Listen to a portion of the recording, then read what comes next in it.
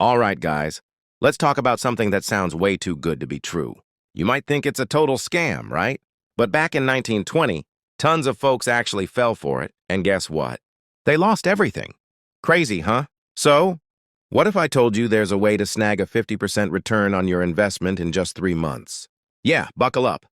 Because this is the wild story of the Ponzi scheme. It's like that annoying boomerang that just keeps coming back. So, here's the deal. A Ponzi scheme is basically a financial parasite. It doesn't create any real wealth. It just shifts money from new investors to the old ones. Picture this, there's a guy. Let's call him Slick Sammy. He's out there promising these insane, guaranteed returns. But spoiler alert, he's not really investing your cash. Nope. He's just using the new money to pay off the old promises. It's like the classic robbing Peter to pay Paul situation, and it only works until there aren't enough Peters left to rob. Now, let's talk about the dude behind the name, Charles Ponzi. This charming Italian guy came to Boston in 1920 and rocked the scene. His big idea? International reply coupons. Sounds boring, right?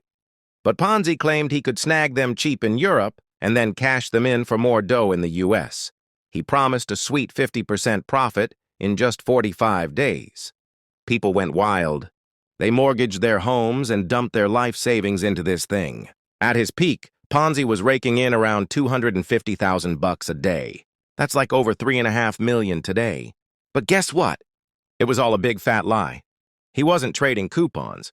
He was just pulling the oldest trick in the book, paying off early investors with the money from new ones. The whole scheme crumbled in just a few months, leaving thousands in ruins. Let's break it down into 3 stages of this con, all right? Stage 1, the bait. This is where the promise of huge guaranteed returns comes in with little to no risk. It preys on 2 things, greed and FOMO, the fear of missing out. Stage 2, the illusion. Early investors get paid exactly as promised, which makes them walking testimonials. They start recruiting their friends and family, creating a snowball effect. Stage 3, the collapse. The scheme needs tons of new investors to keep it going. Eventually, it becomes impossible to find enough new folks to join in. The promoter just vanishes and most people are left with nothing. The math is simple and pretty terrifying. It's like a financial pyramid where only the top 1% wins. Now, Ponzi didn't just fade away in 1920. Nope. His ghost stuck around and found its king in Bernie Madoff. For decades, Madoff was a respected Wall Street figure. But he was running the biggest Ponzi scheme in history, $64.8 billion.